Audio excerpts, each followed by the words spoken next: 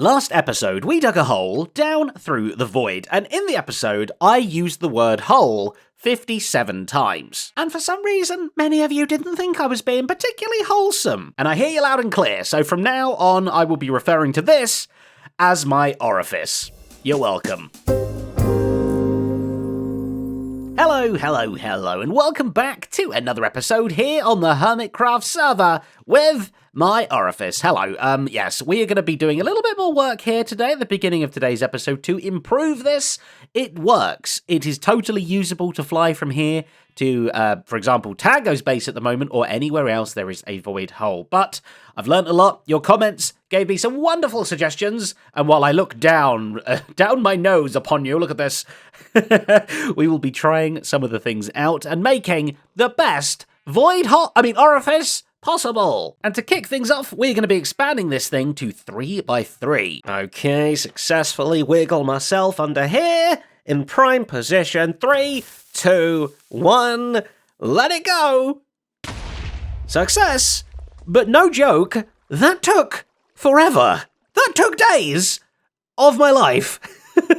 I don't know why exactly it took so long, but it took forever. I had to get Tango to come over and help out as well. I just was incapable of doing it. But we now have a glorious 3x3 hole. This feels so much bigger than a 1x1. I mean, it is, but it feels it too. So now, have I got my wings on? I do, and I've got my helmet on in case I'm going to bang my head on anything around here.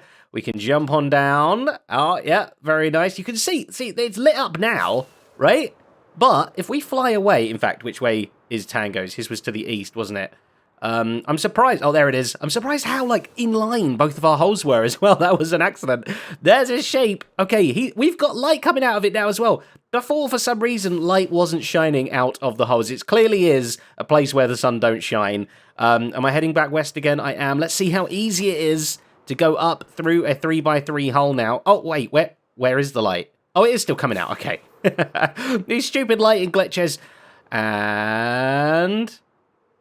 oh, it's so easy. It's so easy. I only smashed my face a little bit. Lovely. Brilliant first upgrade. Next up, we want to make sure it is super visible as much as possible, even if the light isn't shining down there for some reason. So here we go. This, glow signs. This is Joel's squid shop. Look at that beauty.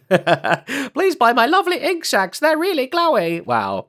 Yeah, that's good. So here it is. Wait, is this how much it is? 2 diamonds per stack. That is a fair deal. I'm only literally going to need, barely any. But there, we'll buy some anyway. And we're going to be slapping that on some birch shines because these are, I think, the brightest sign you can get, right? And including, boom, bum, block. The full block emoji character, if we literally spam this sign, oh yeah, with a bunch of them. It looks like a cheese grater or something like that. We can dye those white and then...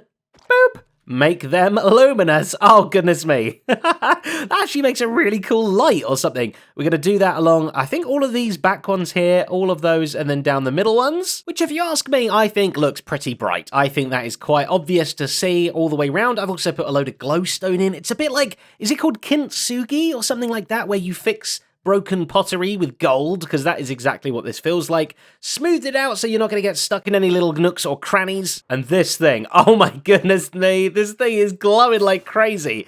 Okay, those signs especially were a very, very good idea. They just show up no matter what, even if it's a bit dim, they're like, pow, pure white. Quick reminder, you can't actually place any blocks down in the void at all. You can't push them down there, water doesn't go down there, plants don't grow down there. It's literally a place where blocks cannot go. It's like if you've ever gone to build height, no matter what, you can't get anything above there. The game just does not understand anything in it. However, entities are fine, and that is why I'm allowed down there, and of course, our sheepy friends over here are allowed down there. Of course, we're going to be dangling some more. I think the other ones died in the expanding. The expansion killed them all, but it's fine because we can dangle a couple more and get them as Zerafi pink and yellow colors too. Oh, and I was also thinking of a glow item frame being down there because that's an entity being on the underside, but you can't place it there either. I tried.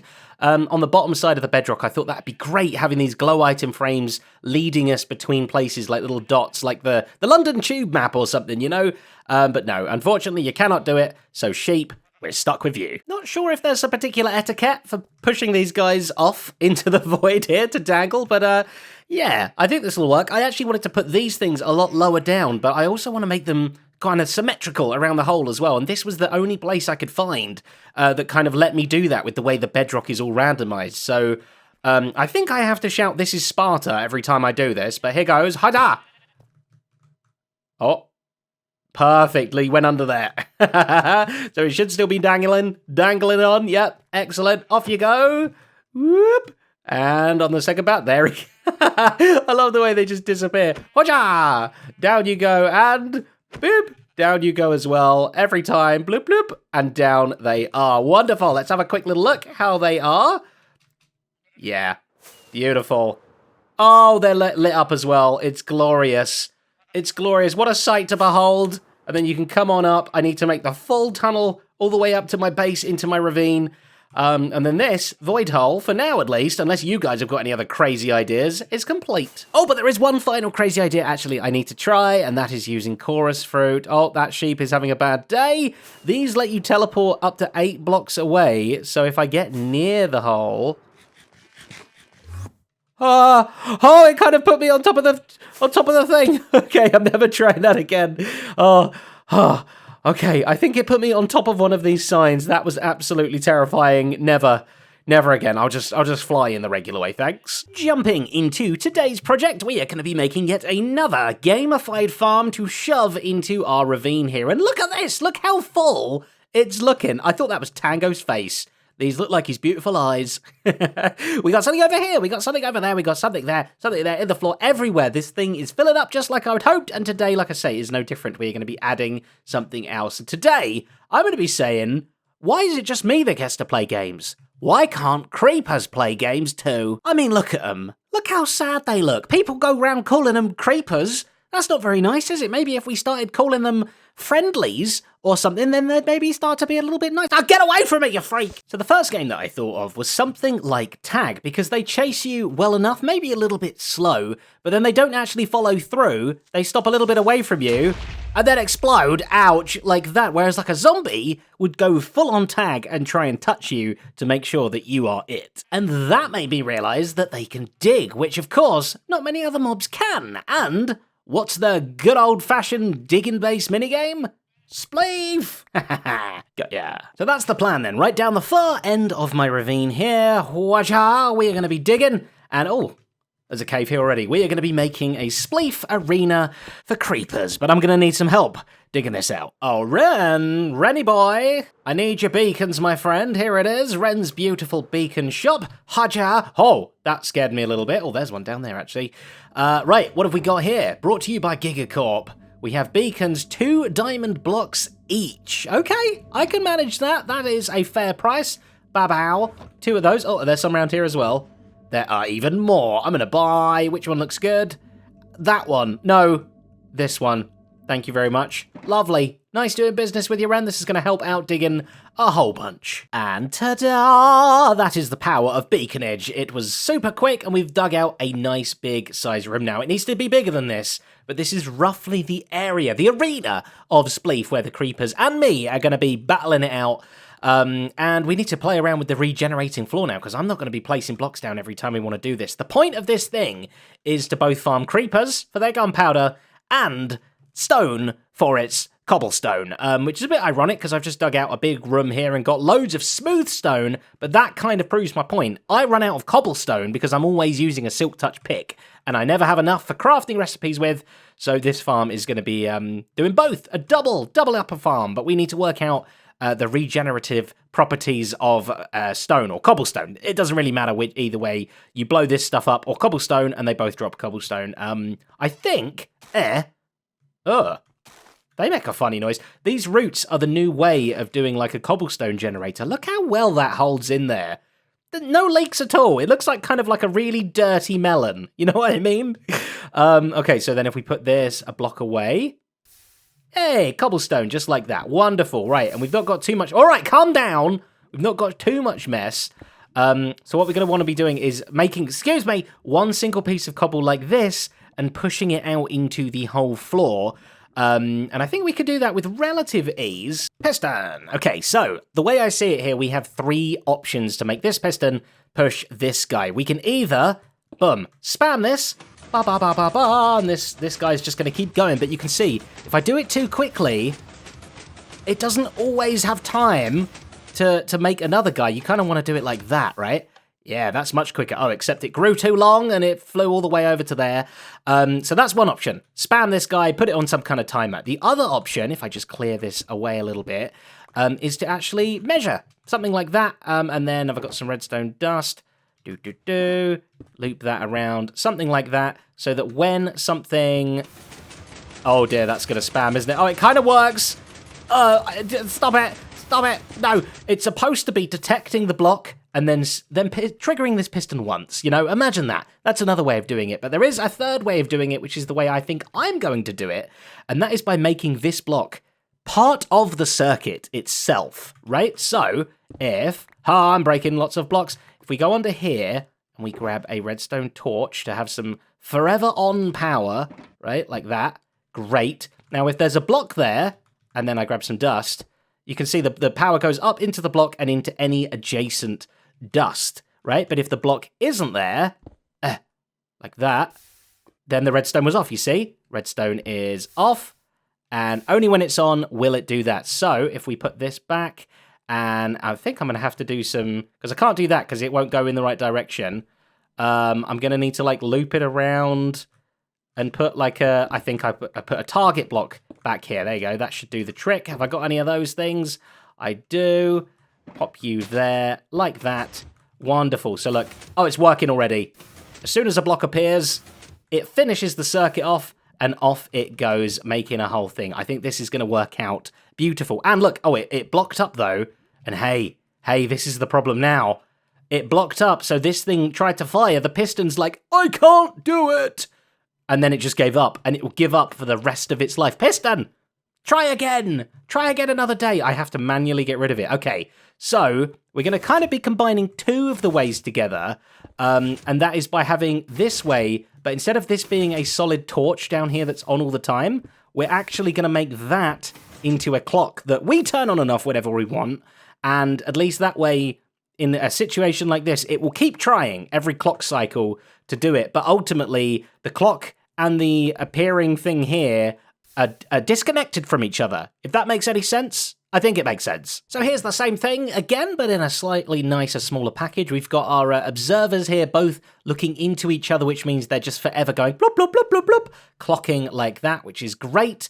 That is going to be powering the block that appears here. This is the one, if we do this, lava above, that's where our cobble gets made, and now the clock is complete. It's going to trigger this, goes into that, which goes straight into the piston. Now, there isn't any room for it to extend, so if we push this like that, we will see cobble coming through. Beautiful, as quickly as it possibly can. And I want to know how far this can extend. Can it get right to the end? Oh, it totally did. Can it go further? It can. Oh, keep going.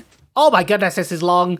Oh, there you go. Okay, that is the maximum push that a piston can do. And even though it's stopped, as soon as we get rid of any of these, because that clock is still going, it's kind of giving it another chance, right? And that as soon as one breaks, then the clock kicks in kind of thing, and it's immediately replaced. So this is wonderful. We can do the same kind of thing to this, but on this other side over there, we might make the room a little bit bigger, in fact. And then we're going to make it so that there are pistons all the way along this edge, like so. We will be able to connect to this same little clock that's only working properly when this thing's going off, and put it straight into here. So, boom, we plug it in. They all push.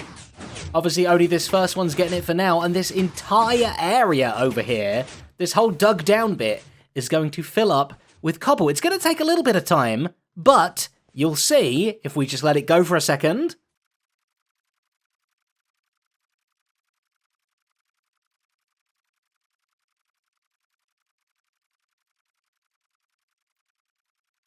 Cobblestone floor, just like that, and, it did take a while, a little bit, but it's more the fact that now any block that we break, boom, it's going to basically instantly get repaired. We break this one, instantly gets repaired. We break a couple like this. Look, they're instantly getting repaired. It's crazy. This floor is so good at fixing itself, which is what you want in a Spleef game, especially when there's going to be creepers running about here, blowing things up. I'm going to be trying to, like, dig out underneath them and stuff. It's going to be crazy. It's going to be a lot of fun, but we need to get more of this floor in now. So instead of just doing a cobble generator over here, we might as well farm a little bit of basalt as well over on this side, because we can kind of generate basalt in exactly the same way. I've never actually done it before, though. So I might have to do some learning. Right, so I'm seeing blue ice with some soul soil, not soul sand. If flowing lava is above the soul sand, touching blue ice, it should make basalt. And I've changed my little thing around here. We've still got the thing that's forever doing a little clock back and forth. But what that's going to do is it's going to hopefully travel through the basalt, if that is what appears here, into this line and then into this piston. Sticky one this time because we need an extra space for the blue ice to go in. It normally would be here, but obviously we need the wiring there, so that doesn't work. Let's pop that in, and hey, it's basalt. What a basalty day it is. That's making a full line. And if we hook up our other clock we have over here, that... oh, yeah. That should work very, very nicely. Pushy, pushy, pushy. Sometimes it does 2 pushes here before it does 1 push there. 1 push. 2. It does an empty gap. Oh, but that time it did it quick enough. I don't know. I think that just might be how basalt goes, but that is going to fill this area up here as well. And you might say, why is there so much cobble compared to basalt? Well, these two can actually share with each other. So once this is filled up, we can dig around some of this, and it should kind of go between cobble and basalt in a little bit of a mixed up way. Breaky, breaky, breaky, breaky.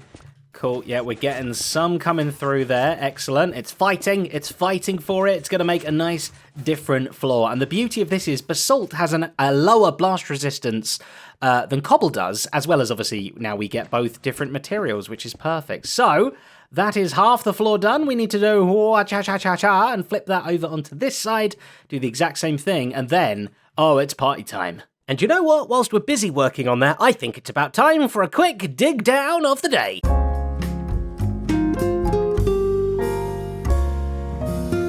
And yeah, today's one is going to look a little bit wetter than usual, because it's out in the middle of an ocean here. Oh boy.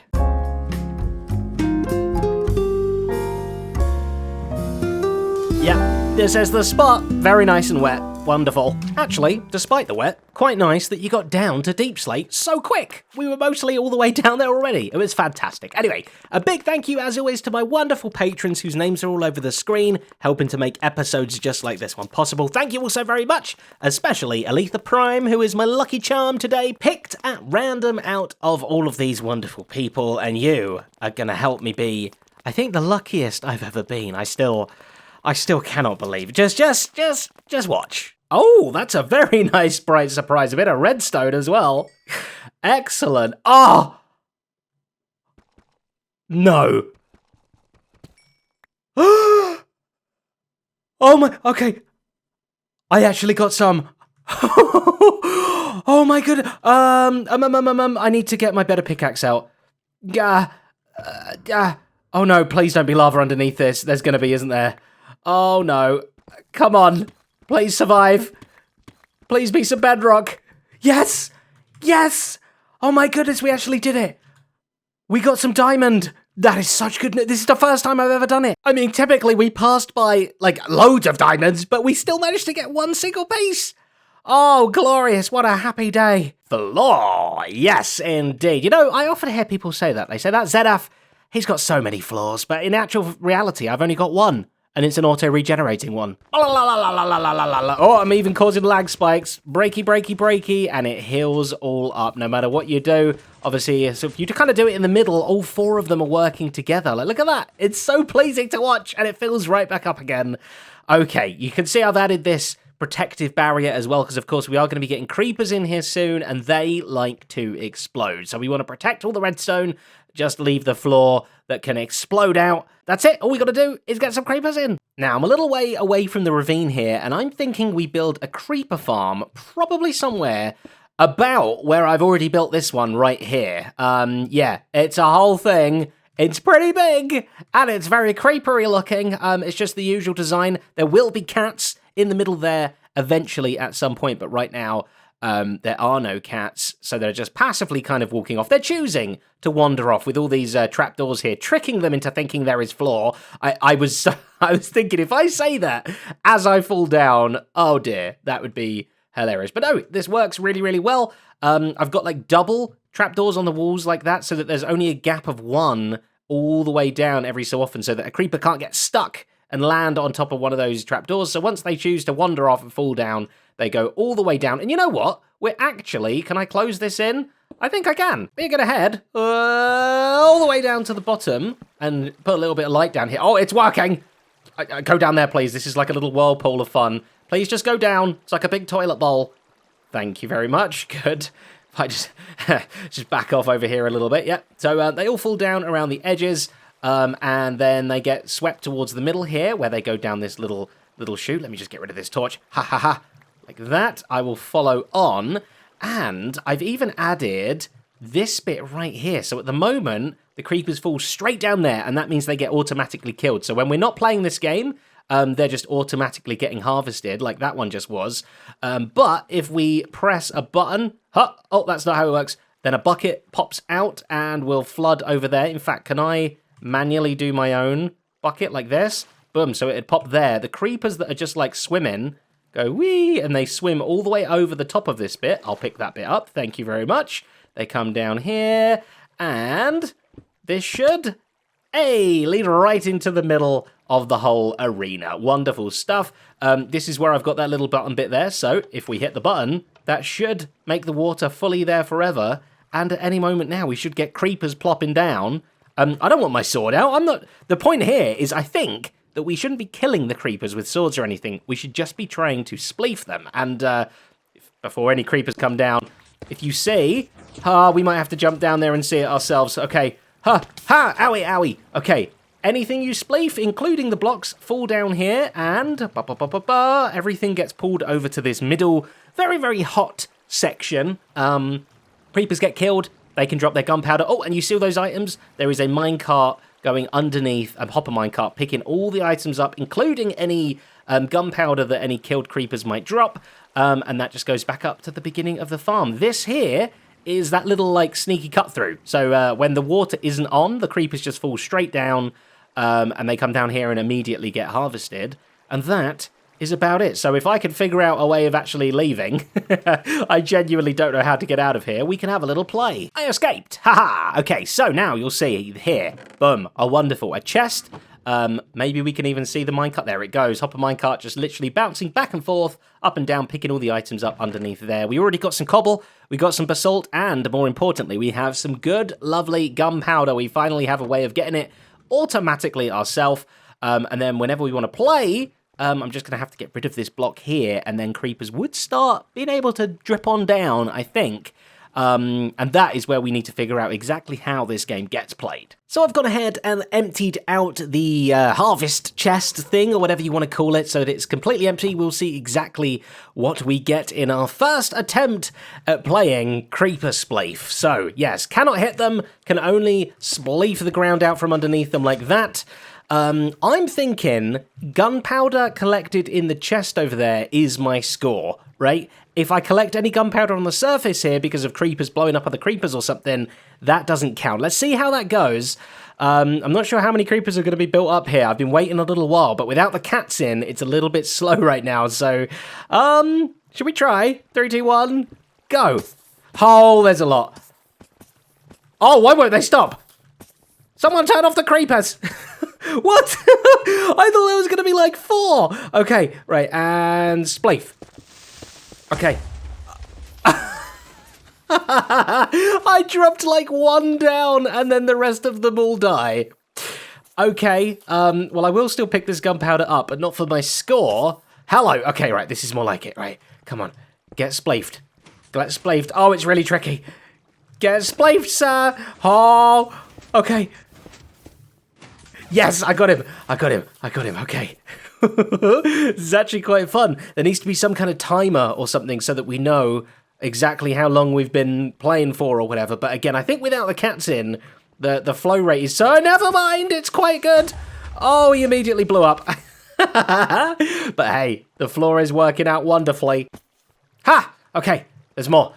Oh, there's loads more. Okay, and spleef. Okay, oh, I got one. It's tricky. The cobblestone is a lot harder to mine than the basalt. I didn't think it would. Oh, I got him. Run away. And gotcha. Okay, right, I'm getting pretty good at this. Maybe it's too easy. In fact, I don't know. If you've got any other ways that you could think of that I could play this game, any other ways to score it, or to like make the games, like when it starts and when it ends, rules of the game, do let me know in the comments. I'm very intrigued to how we can make Creeper Spleef the best gamified survival farm ever. And before I check my score, we plug this up, we come and press this button. Boop. That makes it so that the creepers get automatically harvested now. We head over here and check out how much we got. Okay, 7 gunpowder. Oh, look, we got some cobble and basalt as well. Are these 3 things getting farmed? Beautiful. Love it. I've got some other stuff I can chuck in there. Even just that little fight, 17 gunpowder. Who said farming things couldn't be a good time? Well, there it is, Creeper Spleef. I hope you enjoyed this project as much as I did making it. Huh. Oh, there's a creeper just got harvested down there. I thought it was going to come and plop on my head, but it didn't. Thank you so very much for liking, for commenting, and for subscribing. I do appreciate your support. Love all your faces. Until the next episode, though, a good-a-bye.